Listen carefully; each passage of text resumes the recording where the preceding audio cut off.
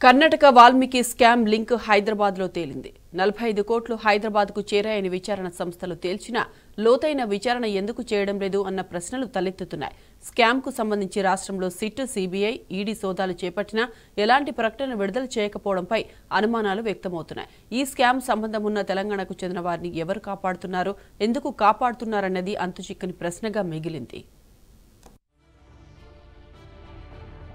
కర్ణాటకలో జరిగిన Valmiki corporation scam లో తెలంగాణ లింకులపై విచారణ ఎందుకు ముందుకు సాగడం లేదు? కార్పొరేషన్ నుంచి దారి మళ్లించిన 45 కోట్లు హైదరాబాద్ కు చేరాయని విచారణ సంస్థలు తేల్చినా లోతైన విచారణ ఎందుకు చేయడం లేదు?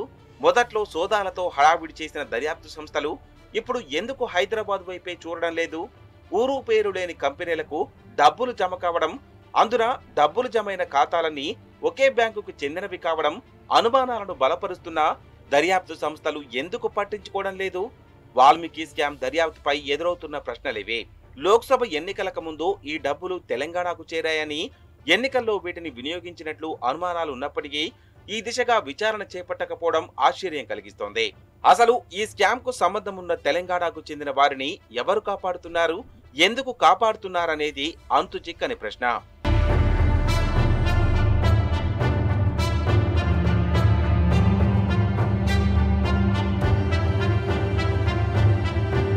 వాల్మీకి కార్పొరేషన్ నుంచి దారి మళ్లిన మొత్తం 187 కోట్లలో తెలుగు రాష్ట్రాలకు 90 కోట్లు చేరినట్లు కర్ణాటక సిట్ అంతర్గత నివేదికలో వెల్లడించింది. ఇందులో 44.6 కోట్లు హైదరాబాద్ కు చెందిన 9 కంపెనీల బ్యాంకు ఖాతాల్లో జమైనట్లు వివరించింది. సిట్ నివేదిక ప్రకారం వాల్మీకి కార్పొరేషన్ ఎండీ, ప్రస్తుతం సస్పెన్షన్ లో ఉన్న జేజీ పద్మనాభ్, సస్పెండ్ అయిన అకౌంట్స్ అధికారి పరశురాం బెంగళూరులోని union Bank of India MG road branch లో మార్చి 30, 2024న 50 కోట్లను ఫిక్స్డ్ డిపాజిట్ చేశారు. ఈ టర్మ్ డిపాజిట్ పై అదే రోజు 45 కోట్ల మేర రుణానికి దరఖాస్తు చేశారు. ఇందులో నుంచి అదే రోజు హైదరాబాద్ లోని ఆర్బీఎల్ బ్యాంకుకే చెందిన 9 ఖాతాలకు 44.6 కోట్లను బదిలీ చేశారు. కాగా డబ్బు జమైన 9 ఆర్బీఎల్ బ్యాంకుల ఖాతాలు నకిలీవని, కేవలం స్కామ్ డబ్బులు తరలించడానికే వీటిని తాత్కాలికంగా వినియోగించుకున్నట్లు ఈడీ తెలిపింది. ప్రస్తుతం ఈ అకౌంట్లు యాక్టివ్ గా లేవని వెల్లడించింది.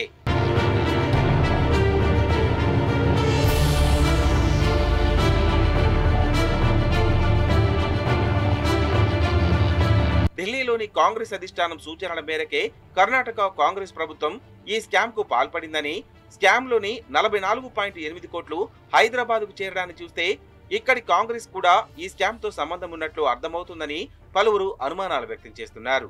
ఈ స్కామ్ కు విచారిస్తున్న కేంద్ర ప్రభుత్వ ఏజెన్సీ ఈడీ వైఖరి కూడా అనుమానాస్పదంగా ఉంది. దీంతో కేంద్రంలోని బీజేపీ, ఇరు రాష్ట్రాల్లోని కాంగ్రెస్ పెద్దలు ఈ స్కామ్ లోని అసలు నిజాలు బయటకు రాకుండా ప్రయత్నాలు చేస్తున్నట్లు విశ్లేషకులు అనుమానాలు వ్యక్తం చేస్తున్నారు. ఈ స్కామ్ లోగొట్టు కాంగ్రెస్, బీజేపీ నేతలకే తెలుసునని సోషల్ మీడియాలో పలువురు కామెంట్లు పెడుతున్నారు.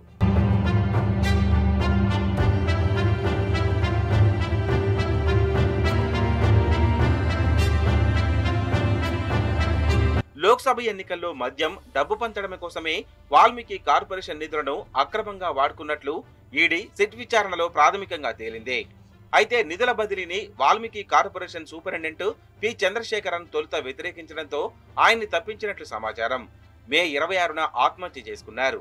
అయితే తన మరణ వాగ్మూలంతో స్కామ్ కు సంబంధించిన కీలక వివరాలను బయటపెట్టారు. దీంతో విచారణ జరిపిన ఈడీ కుంభకోణంలో భాగమైన మాజీ మంత్రి నాగేంద్ర, వాల్మీకి కార్పొరేషన్ చైర్మన్ బసవన్నగౌడ దద్దల్, మరో 2 బ్యాంక్ అధికారులు సహా మొత్తం 11 మందిని అరెస్టు చేసింది. స్కామ్ ను బయటపెట్టిన తన భర్తనే కీలక నిందితుడిగా చిత్రీకరించేందుకు కుట్రలు మొదలయ్యాయని సూపరింటెండెంట్ పి చంద్రశేఖరన్ సతీమణి కవిత ఆరోపించారు.